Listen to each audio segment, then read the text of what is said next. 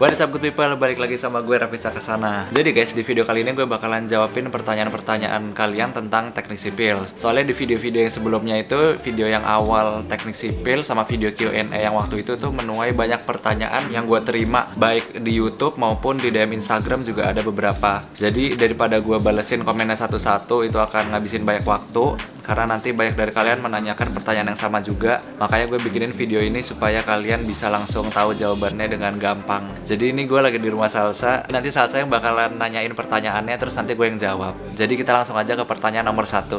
Bang mau nanya, perbedaan teknik sipil internasional program sama teknik sipil aja itu bedanya di mana ya?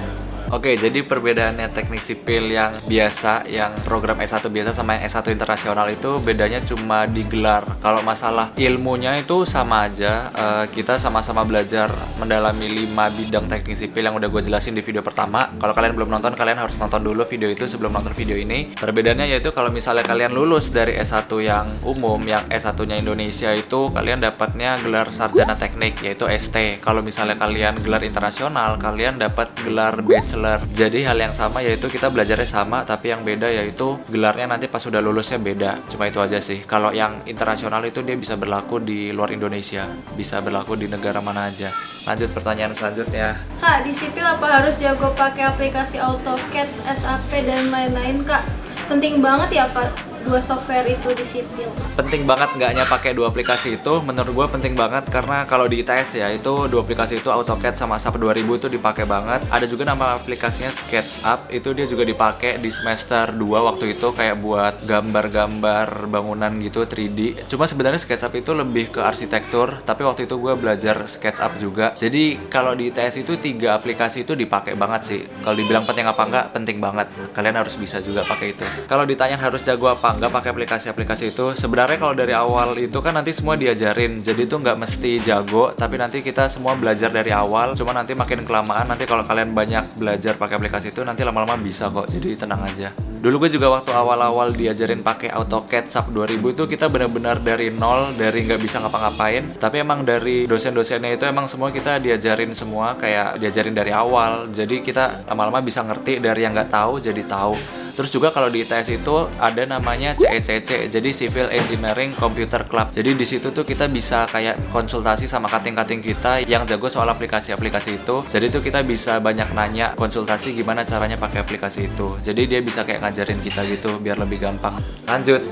Kak, kalau misalnya kita mau masuk teknik sipil, mata pelajaran yang dilihat pas di rapot SMA apa Kak? Kalau untuk nilai rapot yang penting itu menurut gue ada di matematika sama fisika. Itu menurut gue 2 pelajaran itu yang kalian harus tekenin. Terutama kalau misalnya kalian pengen SNM atau SBMPTN, itu 2 matkul itu harus ditekenin. Kalau misalnya kayak kimia atau biologi, bahasa Indonesia, bahasa Inggris sih menurut gue ya perlu, tapi nggak seperlu matematika sama fisika. Jadi kalau misalnya ditanya penting apa enggak, ya penting banget harus belajar 2 pelajaran itu, matematika sama fisika. Karena itu tuh kayak dasarnya sipil ada di matematika sama fisika. Jadi tuh 2 matkul itu benar-benar yang diutamakan. Jadi tuh 2 mata kuliah itu harus benar-benar diutamakan kalau kalian mau daftar SNMPTN. Jadi matematika sama fisika itu harus ditekenin banget. Rata-rata tugas dari dosen itu gambar manual apa pakai aplikasi ya Mas? Kalau bisa gue bilang sih rata-ratanya pakai apa, dua-duanya kita pakai, tapi kebanyakan itu lebih banyak pakai aplikasi sih. Karena waktu itu kan gue udah pernah bilang di semester 3 itu ada namanya mata kuliah menggambar bangunan sipil. Jadi di mata kuliah menggambar bangunan sipil itu kita tuh diajarin gimana caranya mendesain suatu struktur rumah gitu, mulai dari pondasinya, terus balok dan kolomnya, terus penampang genteng, terus kuda-kuda, detail atap, itu semua kita tulis tangan, kita gambar tangan. Abis itu setelah kita selesai tulis tangan, gambar tangan gitu, terus juga kita harus bikin versi dalam AutoCAD-nya. Jadi kita kayak bikin 2 versi gitu. Nah, abis itu di pelajaran-pelajaran selanjutnya itu lebih banyak pakai AutoCAD sih sama SAP 2000. Jadi kalau misalnya dibilang lebih banyak mana, lebih banyak pakai software sih daripada gambar tangan. Ada yang nanya, aku masuk IPA tapi lemah di hitung-hitungan gimana ya Bang? Masuk IPA lemah di hitung-hitungan ya sebenarnya nggak masalah sih kan. Kalau misalnya kalian lemah di suatu hitung-hitungan ya kalian bisa belajar itu kan. Maksudnya tuh kalau misalnya kalian udah tahu hitung-hitungan lemah ya kalau kalian nggak belajar kan salah juga gitu. Jadi kalau misalnya kalian nggak begitu jago soal hitung-hitungannya tapi kalian mau masuk sipil, ya menurut gua kalian harus dari awal banget, dari mulai kelas 10, kelas 11 itu kalian harus banyakin belajar tentang matematika dan fisika yang ada hubungannya sama sipil. Nih gua kasih tahu ya apa-apa aja yang berhubungan sama sipil di pelajaran matematika dan fisika. Jadi kalau di matematika itu yang paling penting menurut gua ya prinsip aljabar, kayak prinsip pindah-pindahan ruas itu kalian harus cepat. Terus untuk fisikanya tuh paling penting tuh ada di torsi, di prinsip torsi. Karena di semester 1 itu torsi yang benar-benar paling digunain banget buat pelajaran struktur statis tertentu. Terus juga matematika tuh ada diferensial sama integral, itu kalian juga harus bisa karena nanti kita juga belajar itu banyak nanti di semester 1, 2 kita belajar itu. Jadi ya dua pelajaran itulah kalian harus tekenin banget. Oke, lanjut ke pertanyaan selanjutnya. Kamu mau tanya teknik sipil susah ya? Kalau dibilang susah apa enggak, sebenarnya susah-susah gampang. Tapi ya gue di sini nggak pengen nakut-nakutin kalian. Gue pengen realistis aja. Sebenarnya kalau dibilang susah apa enggak ya cukup susah, tapi tergantung kaliannya juga gitu. Kalau misalnya kalian pintar-pintar memanage waktu ya kalian bisa lebih gampang ngejalanin teknik sipilnya. Tapi kalau misalnya kalian itu mungkin banyak mainnya, banyak nongkrong, atau banyak nggak belajarnya, ya mungkin menurut gua agak berat. Tapi kalau boleh jujur, emang tugas-tugas di teknik sipil itu rada berat banget. Kayak di video sebelumnya yang udah gue bilang itu kayak satu soal itu aja tuh bisa ngabisin sekitar 2 jam 3 jam sendiri kalau kalian kerjain. Jadi ya cukup berat lah untuk dikerjain. Bang, masuk ITS dulu lewat jalur apa?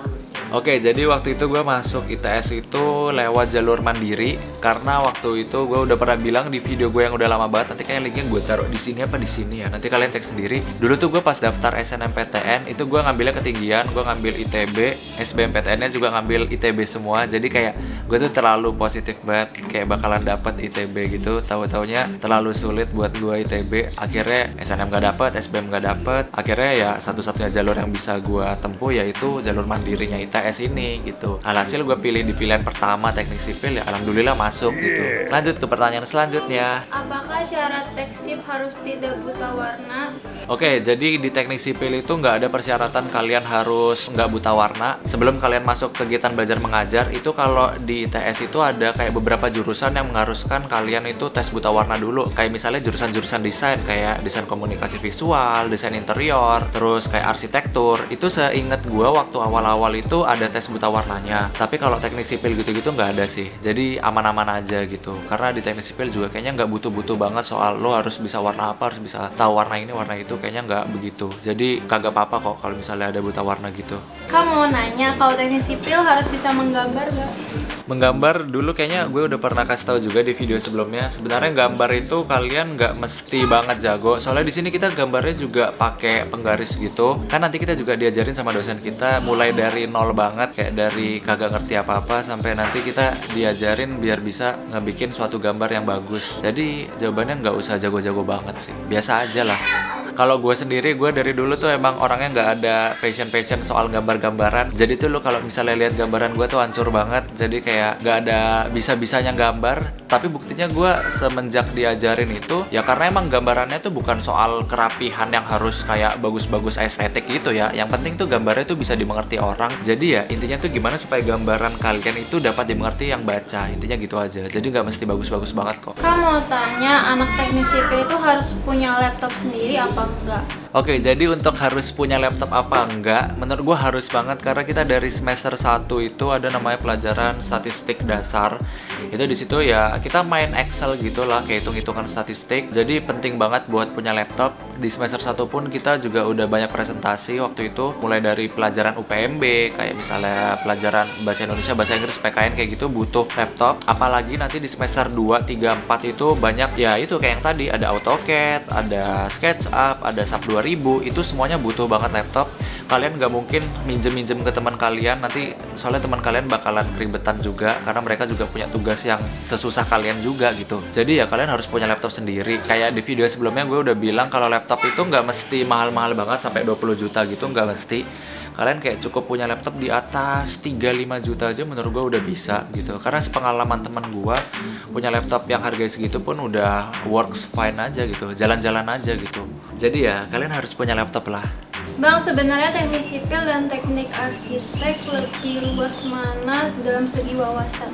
Kalau misalnya dari segi wawasan, gue sebenarnya nggak bisa bilang, oh lebih luas sipil, oh lebih luas arsitektur. Karena kan gue sendiri juga nggak pernah tahu kuliah arsitektur kayak gimana gitu. Cuma kalau menurut perspektif gue sebagai anak sipil itu, menurut gue jurusan teknik sipil itu ilmunya luas banget. Jadi kan waktu itu gue udah pernah bilang kalau di sipil itu ada 5 bidang. Bidang struktur, geoteknik, transportasi, manajemen konstruksi, sama hidrologi. Jadi itu kayak ilmunya luas banget gitu. Bangunan yang ada di darat, bangunan yang ada di laut, itu semua kita yang bikin. Tanah, kita belajar, transportasi kita belajar. Jadi tuh kayak menurut gue dibilang luas ya luas banget. Karena dulu tuh sebenarnya teknik sipil itu jurusannya teknik sipil dan teknik lingkungan gitu. Makanya kalau kalian lihat jurusan-jurusan luar negeri itu jurusan teknik sipil tuh nyatu sama teknik lingkungan. Tapi di Indonesia itu tuh karena dianggap terlalu luas, terlalu banyak gitu, makanya dikerucutkan lagi. Ada teknik sipil, ada teknik lingkungan. Yang mana kalau teknik sipil itu sendiri kalau sampai dipisah begitu, itu tandanya ilmu-ilmu di teknik sipil itu udah terlalu luas gitu. Jadi emang menurut gue emang luas banget sih gitu. Kalau arsitektur gimana kayaknya gue nggak begitu tahu ya. Kak, hitungan di teknik sipil itu pakai kalkulator atau manual? Nah, kalau masalah ngitung di sipil itu pakai kalkulator apa manual, kita sebenarnya kalau di kuis itu tiap matkul kan pasti ada kuisnya. Itu tergantung dosennya. Ada dosen yang ngebolehin kita pakai kalkulator, ada dosen yang nggak ngebolehin pakai kalkulator. Yang mana kita suruh pakai tulis tangan biasa, hitung tangan gitu. Tapi kebanyakan kalau dari matkul-matkul sipil yang udah gue pelajarin sampai saat ini, itu kebanyakan pakai kalkulator. Jadi kayak misalnya waktu itu pelajaran struktur statis tertentu, mekanika bahan, terus analisa struktur, itu semuanya kita pakai kalkulator sih. Kayak bener-bener jarang yang nggak pakai kalkulator. Karena kalau misalnya nggak pakai kalkulator itu bener-bener ribet banget, bakalan ngabisin banyak waktu banget. Jadi kayak dosen tuh kayak udah ngira-ngira juga lah, kira-kira tuh kita bisa ngitungnya pakai kalkulator tuh berapa menit gitu. Kalau nggak pakai itu berapa menit gitu. Jadi kebanyakan pakai kalkulatornya kita gitu. Kak, apa bedanya teknik sipil S1 dan T3? Oke, jadi ini adalah pertanyaan yang baru gue dapat sekarang. Ini bagus banget pertanyaannya. Jadi kalau di ITS ya, ini gue ngomong soal ITS ya, gue nggak tahu di kampus lain kayak gimana. Kalau di ITS itu, teknik sipil S1-nya itu kita lebih nekenin ke teorinya daripada prakteknya. Yang mana pembagiannya tuh teori itu bisa 60% dan prakteknya itu 40%. Jadi itu kita kayak lebih belajar konsep-konsepnya daripada ke prakteknya. Sedangkan D4 itu sebaliknya. Kalau D3 D4 itu dia tuh lebih banyak ke prakteknya, 60% praktek sama 40% itu teori. Kalau misalnya kalian lebih senang ke praktek-prakteknya daripada teorinya, ya kalian lebih cocok masuk D4. Tapi kalau kalian fine-fine aja dengan ngitung-ngitung gitu, karena prospek kerjanya juga lebih bagus yang S1, mendingan kalian masuk yang S1 gitu. Ya itu semua balik ke preferensi kalian sendiri sih. Kira-kira sebelum masuk Teksip, apa yang harus disiapkan saat SMA? Kayak mental, software, dan lain-lain. Oke, jadi kalau mental, software, dan lain-lain, menurut gue mental sih yang paling penting tuh. Karena kalau lu dari awal mental lu aja kayak udah lemah duluan, kayak udah takut duluan, kayak wah gue kayaknya nggak bakal bisa survive di sipil nih, mendingan lu nggak usah pilih jurusan teknik sipil karena bakalan keteteran banget. Emang teknik sipil tuh rada berat jurusannya, jadi kalian harus siapin mental. Terus juga kalau buat softwarenya, sebenarnya kalian dari SMA nggak mesti belajar buat bisa pakai software itu, tapi kalau kalian mau download software itu sih bisa-bisa aja sih. Kalian mulai cari di Google, kalian cari tutorial-tutorial di YouTube gitu, bisa-bisa aja. Tapi tenang aja, nanti kalian masuk S1 teknik sipil, dari awal itu bener-bener semuanya diajarin. Jadi kalian nggak mesti khawatir lagi kalau kalian nggak bisa ngerjain pakai software itu apa gimana-gimana, karena semua bakal diajarin lagi. Oke guys, jadi itu adalah beberapa pertanyaan yang gue terima dari video-video sebelumnya yang udah kalian tanyain ke gue, baik lewat DM maupun di komentar di YouTube gue. Semoga dengan video ini semua pertanyaan kalian yang udah kalian tanyain terjawab dengan baik. Kalau misalnya kalian ada pertanyaan lagi, kalian boleh dong tulis pertanyaan kalian di kolom komentar, atau kalian bisa DM Instagram gue di sini. Jangan lupa di follow ya. Makasih banget buat kalian yang udah nonton video ini sampai akhir. Jangan lupa kalian like, share, komen, dan yang pasti klik tombol subscribe ya. I'll see you guys on my next video, and as always, stay cool and humble. Bye bye.